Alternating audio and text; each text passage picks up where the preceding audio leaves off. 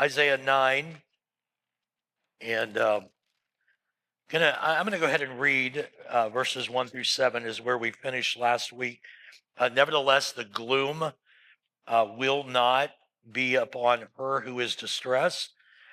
And when at first he lightly esteemed the land of Zebulun and the land of Naphtali, and afterward more heavily oppressed her by the way of the sea beyond the Jordan and Galilee of the Gentiles.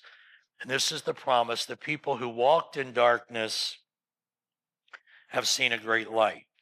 Those who dwelt in the land of the shadow of death, upon them a light has shined. You have multiplied the nation, you have increased its joy.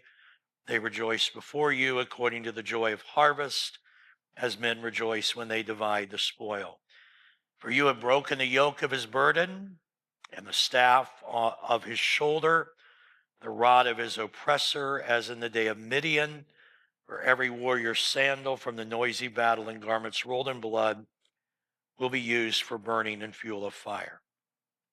For unto us a child is born, and unto us a son is given, and the government will be upon his shoulder, and his name will be called Wonderful Counselor, Mighty God, Everlasting Father, Prince of Peace. And of the increase of his government and peace there will be no end upon the throne of David and over his kingdom, to order it and establish it with judgment and justice from that time forward, even forever. The zeal of the Lord of hosts will perform this. So let me just make a couple of comments here. This is where we ended last week.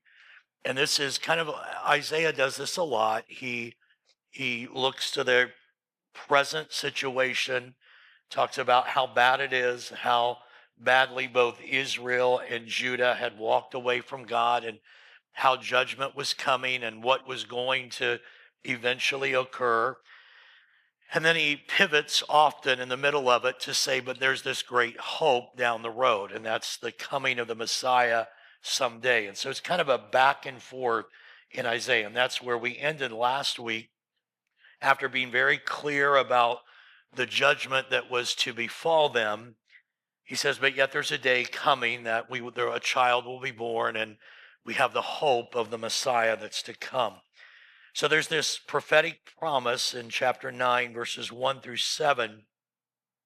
But now Isaiah does what he does often. He pivots back to the present reality in his day, and especially the really horrific condition of Israel. Most of this today is going to focus on the northern kingdom of Israel and Assyria. We'll talk about that in just a moment. But he pivots back to that. And of course, their capital city is Samaria. And he gives another declaration of how God is going to judge them. And it'll all go all the way until chapter 11, when there'll be another promise of the Messiah that is to come. So just this little statement that I think is important. Something that is important to note is that God is telling his people that they need not fear Assyria, or for Judah, they don't need to later fear Babylon. It is he, the Holy One of Israel, who should truly be feared. God, not Assyria, is going to determine their destiny. It is his anger, and I might put / judgment, that they need to fear. One of the things that God repeatedly says to both Israel and Judah is, I'm only using these other nations to judge you. You don't need to be afraid of them. You need to be afraid of me. You need to fear me. The fear of the Lord is the beginning of wisdom. And Israel and Judah later, they'll make all of these covenants and all these alliances with other nations because they're afraid of the power of the nations. And God is saying, if you'll serve me right and not engage in idolatry and wickedness, I'll protect you. And so it's a real call for them to trust the Lord instead of other nations. And we'll see that all the way through the text today. So we begin, and this first kind of point is the moment of decision. And again, he is going to reiterate, God is going to reiterate, he's the one at work. It's not the nations that he is using. There are 4 stanzas, 4 sections in this prophecy. Every one of them is going to end with this refrain: for all this, his anger is not turned away, but his hand is stretched out still. And so it'll be a reminder that God, until they turn, is going to continue to reach out, chasten, discipline, judge, whatever it takes to bring them back to himself. So let's begin with the first section, just verses 8 through 12. And it just pictures the northern kingdom, Israel, just kind of shaking their fists in the face of God and arrogantly saying, we're fine. We'll take care of ourselves. Let's look at verse 8. So the Lord sent a word against Jacob. And of course, Jacob is a synonym for Israel. And it has fallen on Israel. All the people will know Ephraim, and of course, Ephraim is one of the tribes in the north, and the inhabitant of Samaria, capital city of the north. And notice what they're doing, who say in pride and arrogance of heart, so they're talking with pride, the bricks have fallen down, but we will rebuild with hewn stones. The sycamores are cut down, but we will replace them with cedars. So you kind of see what they're doing. They're saying, yeah, things are rough and we're kind of getting beat up a little bit, but we'll fix this. It's, what the Assyrians have done to us so far, not that big a deal. And we'll be able to rebuild in our own strength. Verse 11, therefore the Lord shall set up the adversaries of Rezin. You may just want to note Rezin, we've talked about this a little bit, but that's the king of Syria, which is right here. All right. So the Lord will set up the adversaries of Rezin. Who was the adversary of Rezin? It was Assyria. Okay, that's that's the what's the word I'm looking for? The Soviet Union, the United States. We were not the Cold War. No, that's a good guess.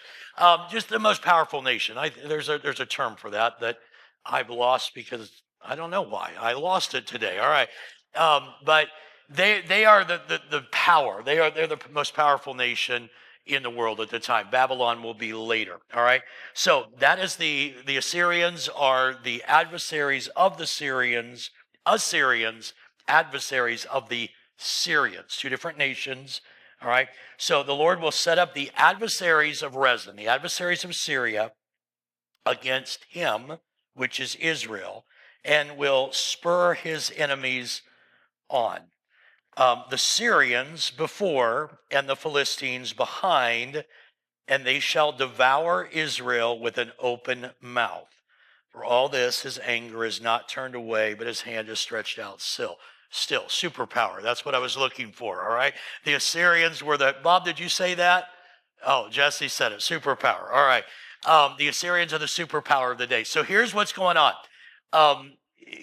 God is saying to Israel, he is going to stir up the adversaries of Syria, which would be Assyria, and Assyria with Syria and with the Philistines are going to come against Israel, all right?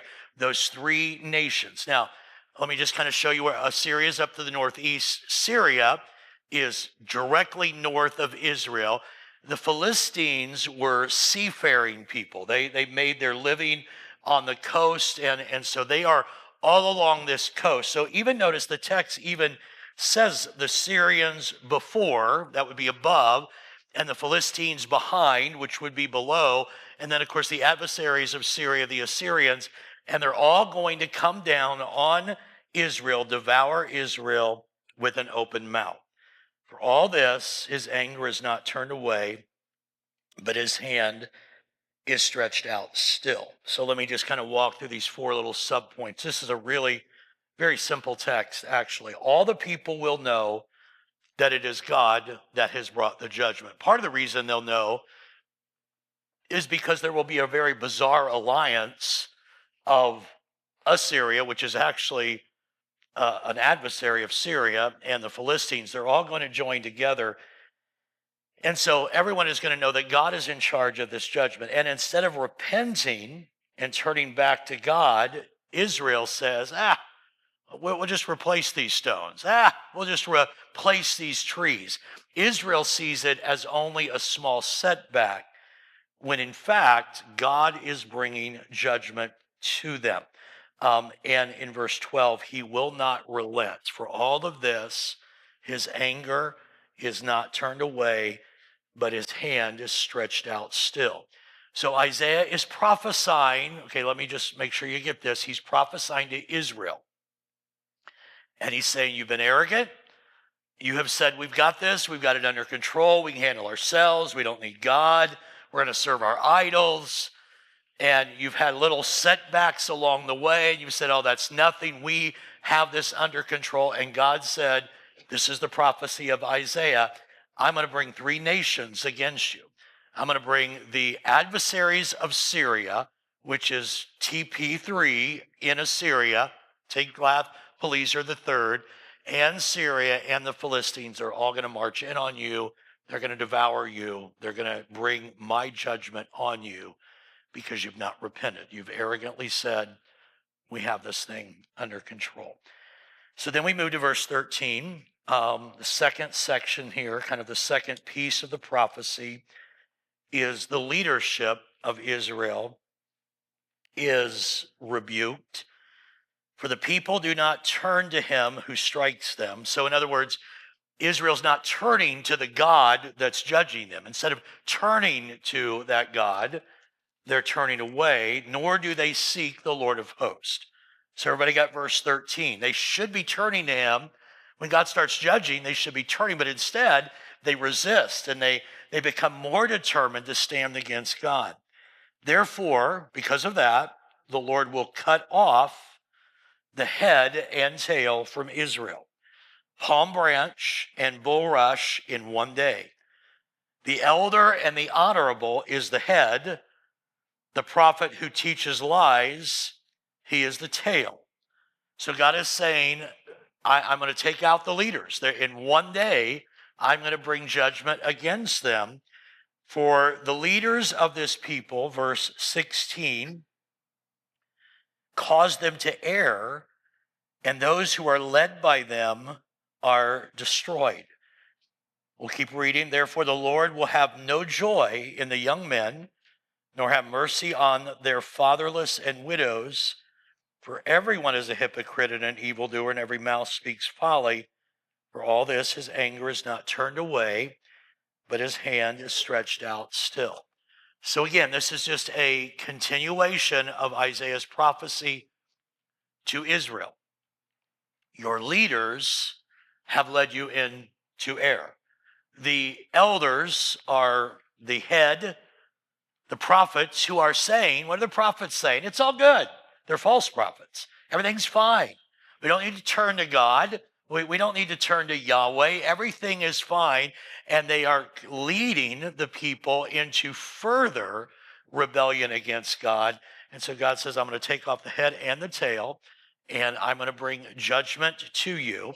And then so when God is forsaken, it happens because human leaders are trusted. And again, all of these, I'll make some implications or draw some implications at the end, but I'll do it along the way as well. Again, I say this almost every week. We, the people of God, must be very careful that we're not placing our trust in human leaders. That's not where the answer is. That was Israel's downfall. They trusted human leaders. The elders and the false prophets are going to be cut off, and both failed leaders and those they lead are going to be destroyed. So it's going to be the people and those who are leading them. Both of them are culpable. So it's not like Israel could say, well, it's their fault, not our fault. God said, you followed them. It's your fault because you followed them. And so no one is without excuse. The word of the Lord was available to them. And by the way, as it is to us as well. There's no excuse for us to blindly follow human leaders that are standing in contradiction to what God would say, because the word of God is available to us. What's really interesting is in verse 17, the Lord will have no joy in their young men, nor have mercy on their fatherless and widows. The young men are the heritage and future of the nation. That's what that's speaking about. Like, they're going to be wiped out too. It's not like there's going to be no hope for this nation. The young leaders are going to go, and the widows and the fatherless, who are always the object of God's concern, even they are going to be brought down in God's final judgment against Israel. So when these are rejected, then the nation indeed has been rejected. And then there's that refrain of verse 17. For all this, his anger is still not turned away, and his hand is stretched out still. Verses 18 through 21 take this a little bit further. For wickedness burns as the fire. It shall devour the briars and thorns, and kindle in the thickets of the forest. They shall mount up like rising smoke. Through the wrath of the Lord of hosts, the land is burned up, and the people shall be as a fuel for the fire. No man shall spare his brother. I'll talk about that. And he shall snatch on the right hand and be hungry. He shall devour on the left hand and not be satisfied. Every man shall eat the flesh of his own arm. We'll stop there for just a moment. So notice again, this is all talking about the wickedness and depravity of Israel as God began to judge them with the Assyrians. Their wickedness devours the land. That's verse 18. It burns as a fire. It devours briars and thorns. That's metaphorical language, but it's just saying that sin is rampant. It's widespread. And I think all of us today, again, we just look at our nation, and it certainly gives us reason to pause. I mean, we're not talking about pockets of wickedness. We're talking about widespread wickedness. That's what's happening with Israel. And it's like a fire. When you start a fire, it burns. That's this whole picture here. It kindles in the thickets of the forest, and so it ends up mounting like rising smoke. So it is a growing, devouring of the land. And then on top of that, God's judgment makes it even worse. So you've already got wickedness spreading through the land. And then God says, I've had enough, and he judges. So through the wrath of the Lord of hosts, the land is burned up, and people shall be as fuel for the fire. No man shall spare his brother. And again, the picture here is wickedness has devoured the nation. And then God brings judgment, which devours it even more. And so when I want to be very careful about making one-to-one correlations, because I don't know where the line is. I don't know where God says, okay, this is the line and I'm going to judge. But certainly anybody with discerning eyes can see at least the beginning of God saying, you all need to straighten up. Okay, I don't know that God says it exactly like that, but I think you have to see that. You have to see we hurt ourselves, don't we, with sin, and then sometimes when we refuse to turn back to God, the judgment of God then escalates that hurt. All right, so I'm not God, you're not God. I don't know again where that line is, but the biblical record is that when we make a mess of things and refuse to turn to God, the pressure he applies makes that mess even worse. That can be economic, that can be life circumstances. Yeah, Bob? It could be. It could be. I mean, it's speculative, but it could be. People have made that case for sure. So his question was, is that the reason? Could that be the reason the United States is not mentioned in the Bible? That ultimately, that's a case that some make in end times theology. It's a possibility. Um, I don't I don't know that we have enough to know that for sure. But the point still is that when God's people, whether they be Jew or Christian, turn from God and continue to turn from God, we all know that there are consequences of our sin, and then there's judgment on top of that. So that's what we're getting. We get the consequences, and now he's judging. So it's making it even worse. And at the end of verse 19, notice the selfishness. No one will even care for their brother. It becomes so, I've got to take care of me. Really interesting thing. And this is, we're getting down to, so remember, we're in the early 700s here when this is being prophesied. And it's 722 when they are finally completely destroyed. What is really interesting is of the last 6 kings that Israel will have before 722, 5 of them are assassinated. All right, so the wickedness really, really begins to snowball, and it's everybody for themselves. And only one of those 6 took the throne from their father who died. All right. So you're talking about inner rebellion. Everybody's fighting for power. All that's going on. All of that is reflective of a people that turn their back on God. That's what this whole prophecy is about. When we turn our back on God, it's not overnight, but slowly society unravels. Wickedness is everywhere. God judges, people turn inward, they try to protect themselves, they kill their brother. And there's even other language in verse 20. This is all selfishness language too. He'll snatch on the right hand and be hungry. He'll devour on the left hand and not be satisfied. Every man shall eat the flesh of his own arm. Again, this is just a metaphorical picture of I'm even willing to turn on my tribe. I'm even willing to turn on my family to make sure that I am cared for. Think about, can I give you this kind of connection? Paul says to Timothy, in the last days, there'll be perilous times. And one of the things he says, and men shall become lovers of themselves. I'm out for me. I'm going to take care of me. That's the language that we're seeing for Israel before they fell, but it speaks to any people that turns their back on God.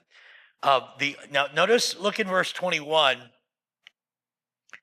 This is really interesting. Manasseh shall devour Ephraim, and Ephraim Manasseh. So these are tribes in the north. They will turn on each other. Okay, so again, it's familial selfishness. But look at the end of verse 21. Together they shall be against Judah. Only one thing they agree on. They're going to be against Judah. They're going to be against Jerusalem. They're going to be against the Jewish people. I'll leave that there for you to think about. Think about our world today.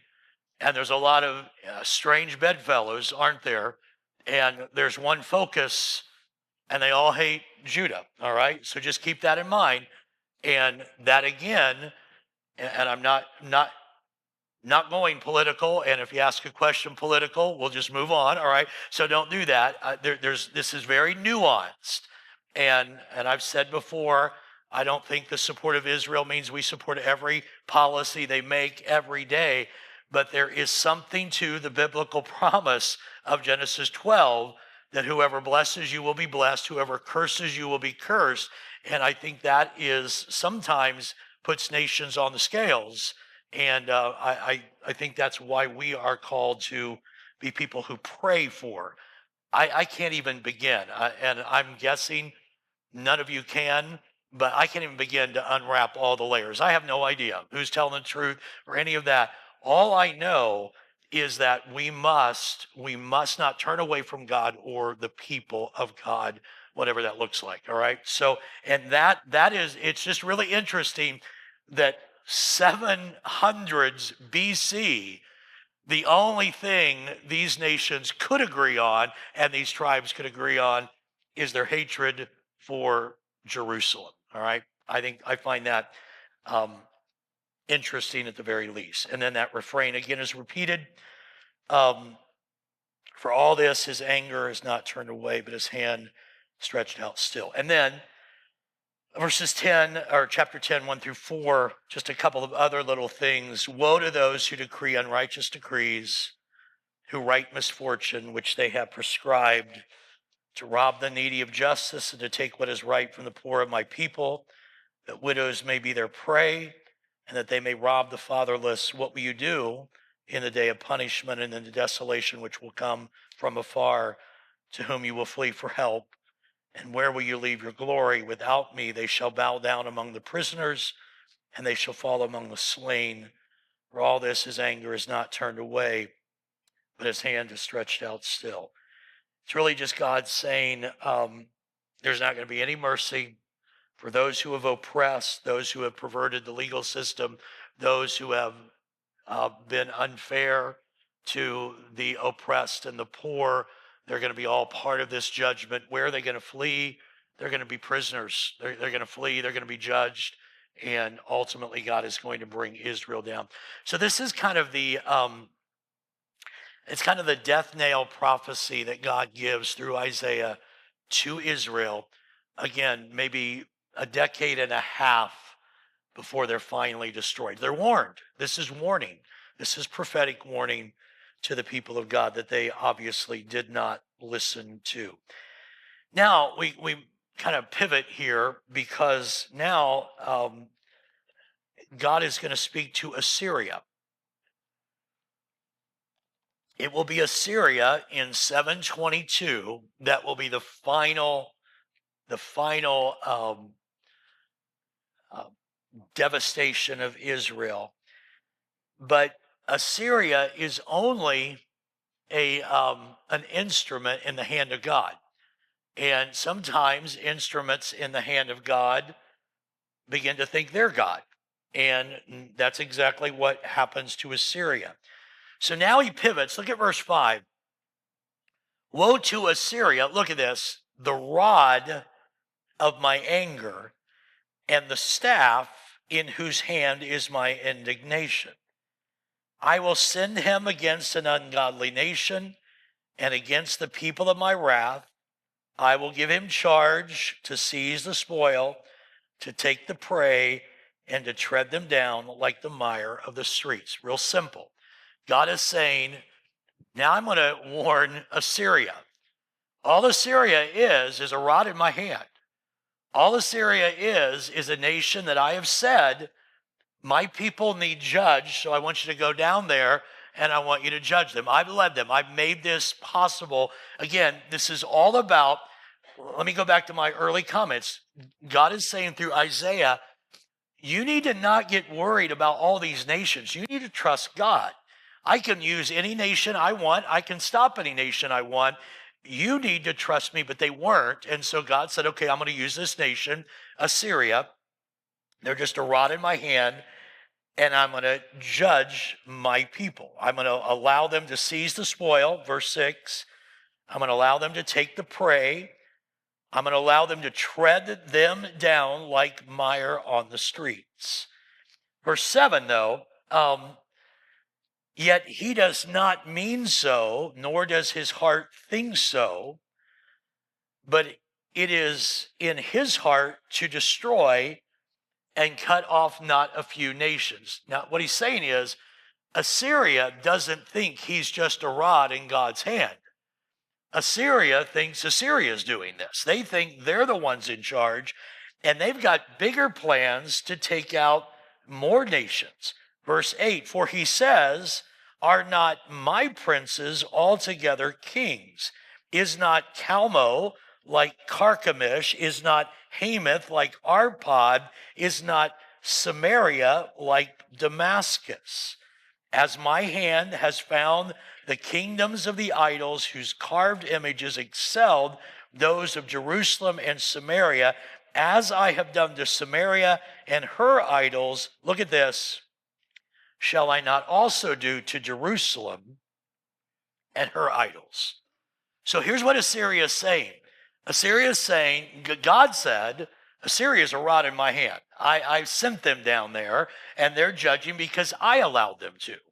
But they don't get that. That's where the pivot is. They think they're in charge, and they've got eyes on other nations, and they think just like they've destroyed the kings and the idols of the other nations, just like they have destroyed the kings and the idols of Samaria. Look at where they really want to go. They are saying, shall I not also do that to Jerusalem and her idols? So, first prophecy, Israel, you're going to get judged. Second prophecy, Assyria, while you are being allowed to judge Israel, do not get too big for your britches, because I'm not allowing you to do everything that you think you're going to do. And Assyria says, we're going to go all the way down. Just like we tore up Syria, just like we tore up Israel, we're going to go down Jerusalem. This is a world power, superpower. We're going to go down and we're going to take out Jerusalem and Judah as well. So their plan is to destroy the southern kingdom as well. But God is in control. Look at verse 12. Therefore it shall come to pass, when the Lord has performed all of his work on Mount Zion and on Jerusalem, that he will say, I will punish the fruit of the arrogant heart of the king of Assyria and the glory of his haughty looks. For he says, by the strength of my hand I have done it, and by my wisdom, for I am prudent, and I have removed the boundaries of the people, and I have robbed their treasuries, so I have put down the inhabitants like a valiant man. My hand has found like a nest of the riches of the people, and as one gathers eggs that are left, I have gathered all the earth, and there was no one who moved his wing, nor opened his mouth, even with a peep. That is just the arrogance of the Assyrian king. The Assyrian king is saying, look what I've done. I have done all of this. It's my wisdom. It's my prudence. It's my military strength. I am the one that has accomplished this. But in verses 15 through 19, God is going to answer that. Verse 15, this is really very simple if you get the context. Shall the axe boast itself against him who chops with it? All right, this is like metaphorical folly. Is an axe really going to say to the big strong man holding the axe, I'm doing all the work? All right, and he gives another illustration. Shall the saw exalt himself above the one who saws it? So is the saw going to look up at the big guy that's pushing the saw and say, I'm doing all the work? No, it's the guy doing the work. As if a rod could wield itself against those who lift it up, or as if a staff could lift up if it were not wood. Do you get what he's saying? Is Assyria really think that they're going to say to God, look what we've done, when Assyria is only a rod in the hand of God? Does that make sense to everybody? So that's what's being said here. He's mocking the folly of the Assyrians. Let's read on. Therefore the Lord of hosts, is going to send leanness among his fat ones, and under his glory he will kindle a burning like the burning of a fire. So the light of Israel will be for a fire, and his Holy One for a flame. It will burn and devour his thorns and his briars in one day, and it will consume the glory of his forest and of his fruitful field, both soul and body, and they will be as when a sick man wastes away, and the rest of the trees of his forest will be so few in number that a child may write them. Okay, let me put all of this together. So in verses 12 through 14, God is in control, but Assyria thinks they're doing it.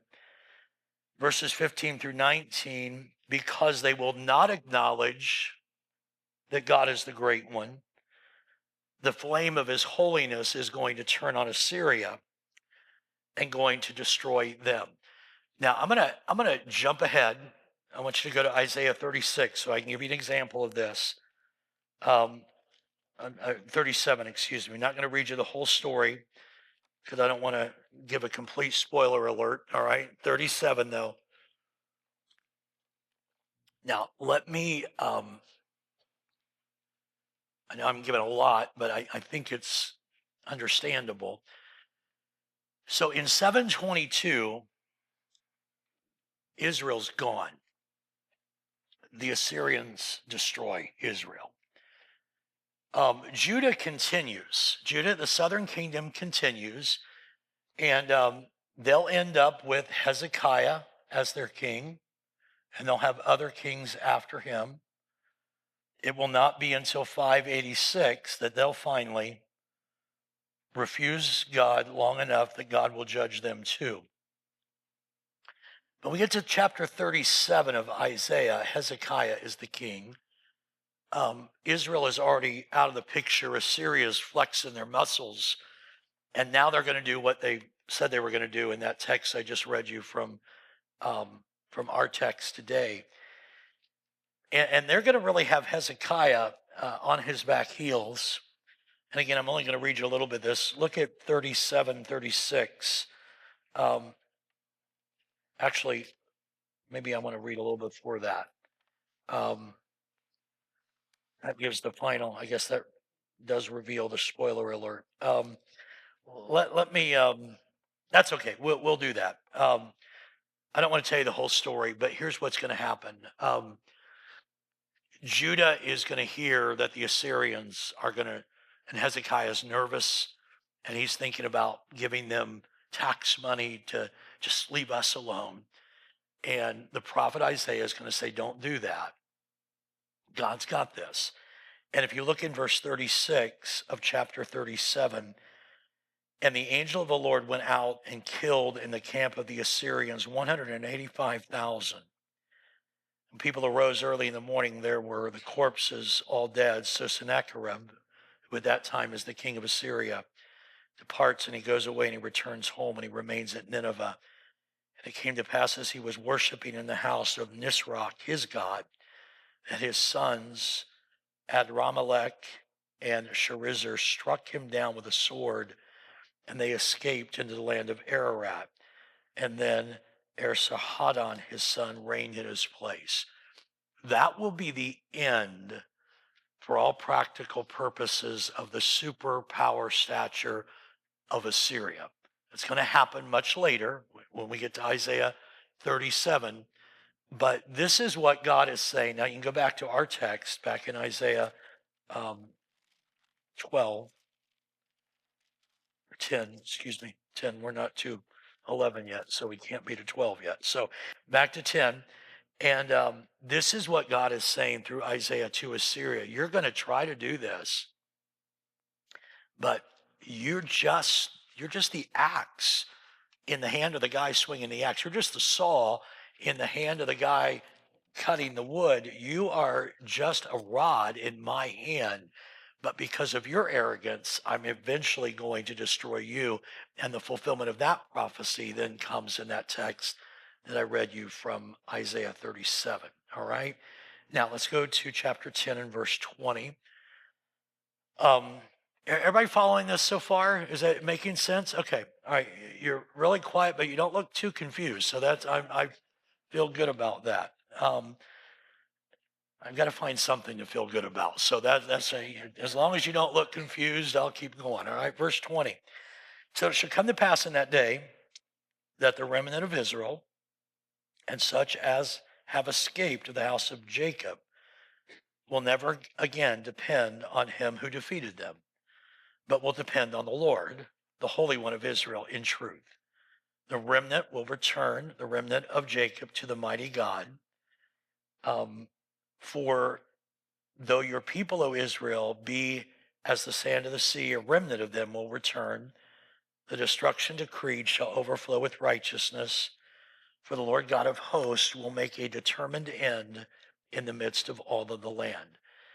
So this is a statement in that day. In other words, God's going to have the final word. We see that same kind of talk back in. Matter of fact, look back at chapter 7. You'll remember this because of the name. Chapter 7 and verse 3.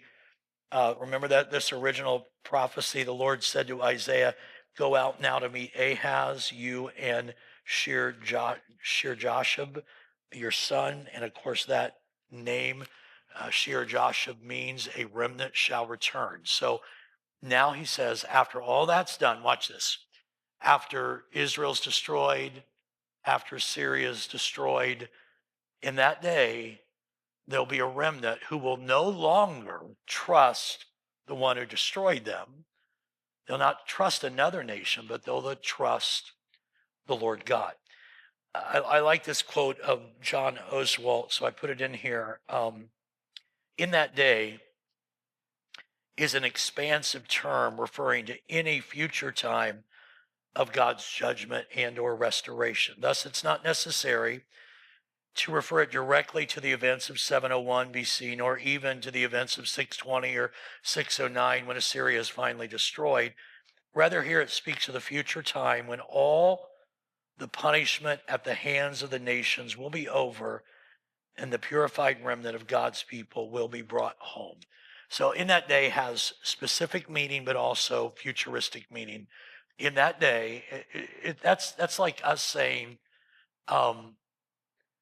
when we sing the song or the worship team sings, "Come Jesus, come." I like in that day, he's going to set it all right. In that day, judgment will be final and his people will trust him again. No matter how great the nations are that God uses to judge his people, whether it be Assyria or later Babylon, they're not greater than he is or his covenant, nor are they greater than his covenant with his people. He will have the final say, although only a remnant will survive. Isaiah does not want to give false hope. They should not, this is important, they should not adopt an "it will all be fine in the end" mentality. And I think that's sometimes what Christians do today. It's like, okay, it'll all be fine in the end. They will depend on the Lord, the Holy One of Israel, not the nations that threaten them. God will make a determined end. There will be a determined end to this thing in verse 23. And then there's a final message that's given to Judah in verses 24 through 27. "Therefore, thus saith the Lord God of hosts, O my people who dwell in Zion, don't be afraid of the Assyrian. He shall strike you with a rod. He'll lift up his staff against you in the manner of Egypt. For yet a very little while, and the indignation will cease, as will my anger in their destruction. And the Lord of hosts will stir up a scourge for him, like the slaughter of Midian at the rock of Oreb. As his rod was on the sea, so will he lift it up in the manner of Egypt." So the prophecy up till now has been dealing with the north, Israel, Samaria. But now God warns Judah not to make the same mistake. They too will be pressured by the Assyrians. That's what I just read to you from 36 and 37. And Sennacherib is going to say, I'm going to destroy you. And Hezekiah is going to say, we ought to give in. And Isaiah is going to say, don't you dare give in. And they're going to hold firm, and God's going to destroy them. They are called here to rely upon the Lord, and ultimately God would break the yoke of their servitude. Now, let's go to the final few verses here. He has come to Aoth. He has passed Migron. Mishmash, he has attended to his equipment. They've gone along the ridge. They've taken up lodging at Geba. Ramah is afraid. Gibeah of Saul has fled. Lift up your voice, O daughter of Galim. Cause it to be heard as far as Laish, O poor Anathoth. Um, Madmenah has fled. The inhabitants of Gibim seek refuge. As yet, he will remain at Nob that day. He will shake his fist at the mount of the daughter of Zion, the hill of Jerusalem. So this is the plan of Assyria. But behold, the Lord of hosts, or behold, the Lord of hosts, will lop off the bough with terror. Those of high stature will be hewn down, and the haughty will be humbled. He will cut down the thickets of the forest with iron, and Lebanon will fall by the mighty one. The picture here is of the hurried speed of the Assyrians. He's warning them. He's warning Judah now. Don't be afraid of the Assyrians. They destroyed Israel because Israel was afraid of them instead of being afraid of Yahweh. But if you will trust the Lord, you don't need to be afraid of them. And this is what I'm going to do. He is promising through the prophet, this is what I'm going to do to Assyria. The towering trees of the Assyrian army will be humbled by the act of God. Now, let me, and there's several of them. It's not going to be a two-pointer and we're out of here, but I won't take long. Let me make some conclusions here that I think, because this is, it's hard to draw out lots of implications as we're talking, and I want you to get the story and the history. But there are some important implications, and they all kind of fall under the theme of God's lordship over history. So let's look at that last page. Several lessons. Whenever a people begins to think they are greater than God, they are in grave danger. I think that's a lesson that we should learn from this. Nation after nation has arisen, declaring their trust in God only to begin to trust themselves more than God. That is my fear for our nation. We have become very, very self-sufficient. We are very smart. We have lots of technology and lots of money and lots of, smart people. But we have trusted that rather than God. And eventually that nation, the historical record is, eventually that nation fades. I think that's our prayer should be that we turn that around. And the question is, will we learn that lesson? Pride is the great and ultimate enemy of God. He will share his glory with no one. Pride goes before destruction, a haughty spirit before a fall, and he is no respecter of persons. All right. He judged his own people, his own covenant people, harshly because of that. And I think that's quite honestly the warning of Romans 9, 10, and 11.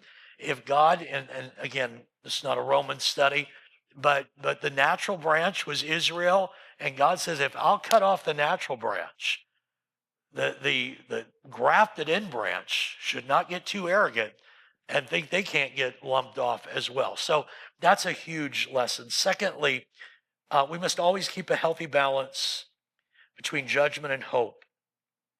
Destruction and remnant are all part of God's glory. God will judge. I mean, even John 15, every branch that doesn't bear fruit, he's going to cut off and throw it into the fire. Even the branch that does bear fruit, he will prune so it'll bear more fruit.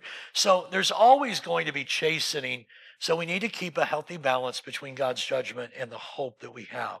Thirdly, the issue of trust is important. Where do we place our trust and our allegiance? Again, my concern, every politician aside, doesn't matter what party, what politician, God's people should not put their eggs of trust in the basket of any human person.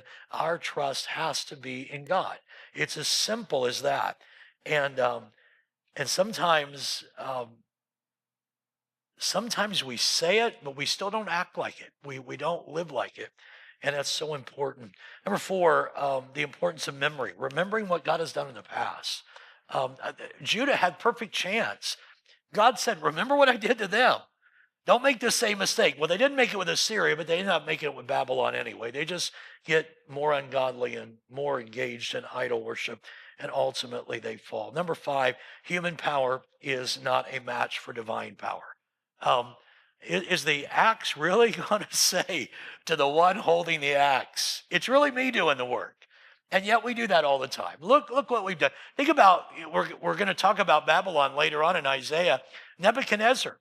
I mean, God used Nebuchadnezzar, And then Nebuchadnezzar said, look what I've done. Look what I've built. And the prophet said, well, guess what? You're going to go into the field for the next 7 years, and you're going to be all on all fours like an animal because you got too arrogant. You thought it was you instead of God. So he is no respecter of persons. Any of us that start thinking it doesn't matter if it's a nation or your or my individual accomplishments, the moment we think we did it, we are stepping into or onto dangerous ground. Number 6, the security of the believer. God's people will ultimately survive. Not every Jew, a remnant, but the church will survive as well, but not everyone who says they're part of the church. He will build his church, and the gates of hell will not prevail against it. But our security does not depend on our performance. It does depend on our continued faith and trust in him. Faith is not just a set of beliefs. It must have action. It produces life and fruit. Galatians 5, but we who live by the Spirit eagerly wait to receive by faith the righteousness God has promised to us. For when we place our faith in Christ Jesus, there is no benefit in being circumcised or being uncircumcised. What is important is faith expressing itself in love. It's active faith, ongoing, continued faith. And then my last point, and I've sort of addressed this maybe in a sermon a couple of weeks ago, there's a danger of overemphasizing the remnant. And by that I mean, it's easy to say, well, we're the remnant, and we're going to withdraw. And then I used that word I used a couple of weeks ago that I stole from Leonard Sweet. It was so good. Laminate. We want to laminate. We want to protect ourselves. And I shared that illustration about lamination, and when you laminate something, you don't want it to wrinkle, you don't want it to get dirty, you want it to be protected. We are not called to be laminated. Jesus was Philippians 2 says very clearly, let this mind be in you, which was in Jesus. And then it describes what Jesus did. He was in the form of God, thought it not robbery to be. He could have said to the Father, I want to laminate myself. I don't want to go. But instead, he didn't laminate himself. He lived among us, stripped himself of that glory so he could live among us so that he could change the world. It's real easy for Christians to go hide somewhere and laminate ourselves. We're not called to laminate. We're called to have the mind of Christ, which is to go into this messed up world and try to share the love of Jesus with them and make a difference. And so we always have to be careful that we don't overemphasize our understanding of, we are the holy remnant, and let's just make sure we hold on to us for and no more. I want to see a whole lot of people make it into the kingdom, and we're not going to get that done by laminating ourselves. We're going to get that done by living in this world, abiding in Jesus, but living in this world is how ultimately we can accomplish that.